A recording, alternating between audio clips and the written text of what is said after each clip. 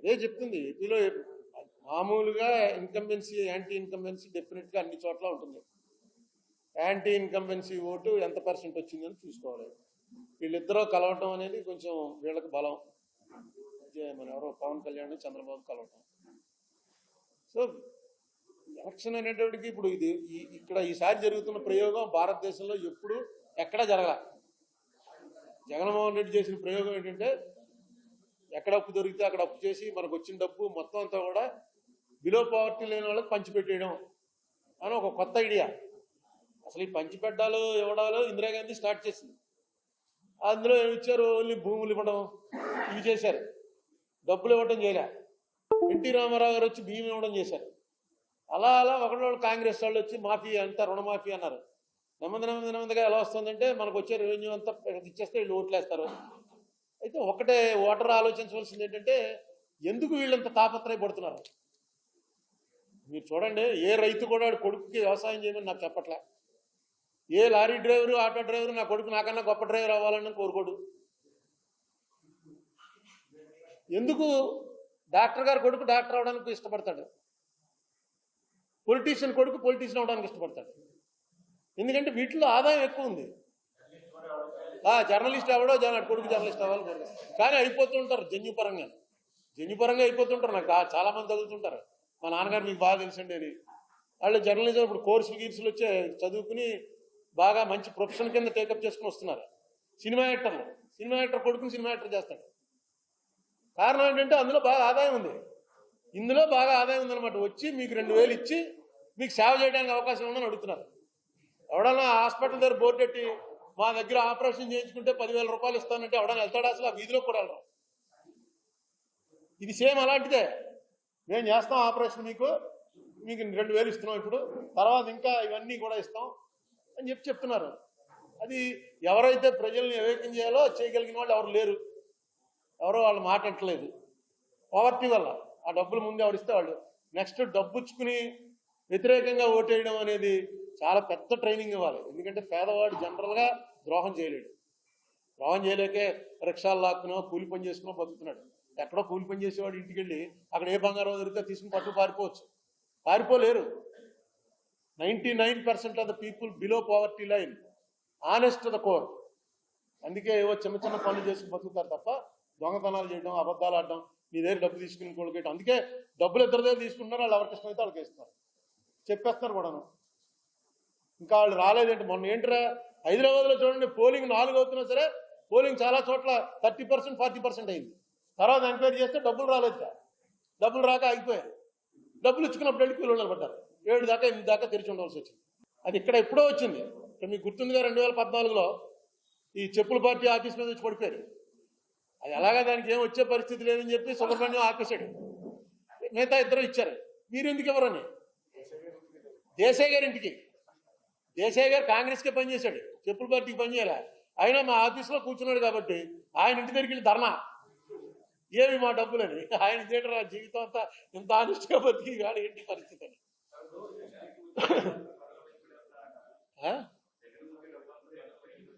వాళ్ళకు వచ్చే డబ్బు వేరు. దేశంలో చాలా ఉన్నాయి. మీరు మహాభారతంలో ఒకసారి సంజయుడు చెప్తాడు ధృతరాష్ట్రుడికి, ఎందుకు వీళ్ళిద్దరూ ఇలా కొట్టి చచ్చిపోతున్నారు. రోజు రిపోర్ట్ ఇస్తూ ఉంటాడు సంజయుడు వచ్చి, ఈవేళ 5 చచ్చిపోయారు నీ కొడుకులు, ఈవేళ 10 మంది చచ్చిపోయారు అంటే ధృతరాష్ట్రుడు అడుగుతాడు, ఏంటి ఇది అసలు ఇలా కొట్టి చచ్చిపోవడం ఏంటి, గొడవ ఏంటంటే భూమి కోసం నాయన, ఈ భూమిలో మణులు ఉన్నాయి, వజ్రాలు ఉన్నాయి, వైడూర్యాలు ఉన్నాయి, నీ బొక్కసం కోసం దాంట్లో ఉన్న డబ్బు ఉంది. రాజులు కొట్టుకునేది ఎప్పుడైనా సరే దీనికోసమే కొట్టుకుంటారు, ఇది సహజం, సృష్టిది అన్నాడు. చదువుతుంటే నాకు అనిపించింది ఇప్పుడు కూడా అదే. మనకో మన వాళ్ళకో మంచి చేసుకోవటం కోసం ప్రజల ఓట్లు రావటం. పూర్వం ఏమో బాణాలు కత్తులు అది వేసుకెళ్ళి గడలు వేసి పేల్చుకునేవారు. తగ్గిస్తే ప్రజలకు డబ్బులు ఇస్తే ఓటు మనకు పట్టుతాడనమాట. అదే ఆయుధం వాడి చేతిలో. ఆయుధం ఉన్న ప్రజలు మనకు ఎక్కువ ఉంటే మనం గెలుస్తాం. ఏమండి అప్పుల విషయంలో FRBM అది దాటితే ఇవ్వరు. అతను FRBM దాటలేదు, వేరే చోట చేస్తున్నాడు అప్పులు. వీళ్ళు చెప్పలేకపోతున్నారు. ఎందుకంటే నీ టైంలో ఏం జరిగింది అని టక్కని తీస్తున్నారు. మన దురదృష్టం ఏంటంటే ఇక్కడే ఇదంతా కూడా ఓన్లీ ఆంధ్రాలోనే ఈ దెబ్బలాట. అసెంబ్లీలో దెబ్బలాడుకోరు. మళ్ళీ వాళ్ళు పోనీ తెలంగాణ వాళ్ళు అసెంబ్లీలో దెబ్బలాడుకుంటున్నారు. డాక్యుమెంట్ చూపించి. ఇవాళ చూశాను పేపర్లో, సాక్షి పేపర్లో అనుకుంటాను, కింద వేస్తుంటాడు చిన్న బాక్సులు వేసి చిన్న చిన్న మాటలు రాస్తారు. అందులో ఒక ఎకనామిస్ట్ రాశాడు, 2014 నాటికి 54 లక్షల కోట్ల అప్పు భారతదేశానికి. ఇప్పుడు అది 2,05,00,000 కోట్ల అప్పు. ఎక్కడ 54 లక్షలు, ఎక్కడ 2,05,00,000 కేంద్రం చేసిన అప్పు. చంద్రబాబు నాయుడు గారు కానీ జగన్మోహన్ రెడ్డి గారు కానీ ఎవ్వరూ చస్తే కేంద్రం ఎలా చేస్తుంది ఏంటని అడగరు. చస్తే మాట్లాడరు. అది ఆయన అప్పు చేశాడు, ఈయన అప్పు చేశాడు అని. దాంతోపాటు కేంద్రం కూడా ఇలాగే దేశాన్ని అంతా అమ్మేస్తుంది, ఇలా అప్పుల పాలు చేస్తుంది అని ఒక్క మాట అనరు. దీనికి చాలాసార్లు చెప్పాను, మళ్ళీ చెప్తున్నాను. అప్పు 2 రకాలు ఉంటుంది. ఇగో రెవెన్యూ ఎక్స్పెండిచరు, క్యాపిటల్ ఎక్స్పెండిచర్ అని 2 ఉంటాయి. మీకు ఇంతకుముందు స్టోరీ కూడా చెప్పాను. వాడు వెళ్ళి ఒక భూమి కొన్నాడు, ఎక్కడో ఒక 500 గజాలు రిటైర్ అయ్యాక కట్టుకుందామని కొన్నాడు. కొని దానికోసం అప్పు చేయడం మొదలెట్టాడు. కట్టడానికి ప్రతి వాయిదా కట్టాలిగా బ్యాంక్కి. వాడికి వచ్చే జీతం సరిపోవట్లేదు. నీ దగ్గర పక్క వాడి దగ్గర రూపాయి వడ్డీ కప్పు తీసుకున్నాడు, ఇంకోటి దగ్గర రూపాయన్నర వడ్డీ కప్పు తీసుకున్నాడు, దాని ఈఎంఐలు కడుతున్నాడు. దాని రేటు దీనికన్నా ఫాస్ట్గా పెరుగుతుంది అనుకో, వాడు చేస్తున్న పని కరెక్ట్, క్యాపిటల్ ఎక్స్పెండిచర్ అవుతుంది. అది లేకపోతే రెవెన్యూ ఎక్స్పెండిచర్ అయిపోతుంది. ఇల్లు కట్టుకున్నాడంటే ఇల్లు కోసం అప్పు చేసాడండి అంటే అయిపోయింది. ఇప్పుడు మన వాళ్ళు చేస్తుందంతా రెవెన్యూ ఎక్స్పెండిచరే. క్యాపిటల్ ఎక్స్పెండిచర్ చంద్రబాబు గారి టైంలో కానీ ఇప్పుడు కానీ ఎప్పుడు కూడా క్యాపిటల్ ఎక్స్పెండిచర్ 25% దాకా రాలా. మీరు కాంగ్రెస్ గవర్నమెంట్ ఎప్పుడైనా చూసుకోండి, ఆంధ్రాలో 25% అవ్వకపోతే అక్కడ తీసేస్తారు సీఎంని. అక్కడ వేరే సెల్ ఉంటుంది ఢిల్లీలో, వాళ్ళు ప్రతిదీ చూసుకుని 25% రాలేదు అనేటువంటి ఒక వార్నింగ్ ఇస్తారు. నేను వెళ్ళి పాండిచ్చేరి సీఎం గారిని తప్పించి వైద్యలింగం అనే ఆయన్ని సీఎం చేసింది నేనే ఇన్ఛార్జిని. నేను చెప్పాను, అతను చాలా పాపులర్ లీడరు రంగస్వామితో జనం ఉన్నారండి, మార్చొద్దండి అని. కానీ ఇగో తగ్గిపోతుంది మొత్తం. ఎలాగ మిగతా స్టేట్లు కూడా మొదలెడతాయి. ఎలాగైనా సరే ఆయనకి వెళ్ళి వార్నింగ్ చేయని. ఆయన నా వార్నింగ్ లెక్క చేయలేదు, పార్టీ పెట్టి నెగ్గేశాడు. ఆయన మళ్ళీ సీఎం అయ్యాడు. ఇప్పుడు సీఎం ఆయనే. సో ఏం చెప్తాం, కాంగ్రెస్ అయితే ఒప్పుకోదు, పోతే పోయింది, ఎలక్షన్ పోతే పోయింది. కానీ మనకు ఒక గైడ్ లైన్ పెట్టుకున్నాం, రూపాయలో పావలా ఖచ్చితంగా క్యాపిటల్ ఎక్స్పెండిచర్ చేయాలి. మిగతా 30 అయినా పర్లేదు. పావలాకు మించి వస్తుంది అనుకోండి క్యాపిటల్ ఎక్స్పెండిచర్, అది చాలా ఆరోగ్యకరమైనటువంటి దీంట్లో ఉన్నట్టు. కానీ ఓడిపోతారు. మనకు 26 సీట్లు వచ్చి ఓడిపోయినప్పుడు విజయభాస్కర్ రెడ్డి గారి పరిపాలన చేసిన 3 సంవత్సరాలు highest capital expenditure in India.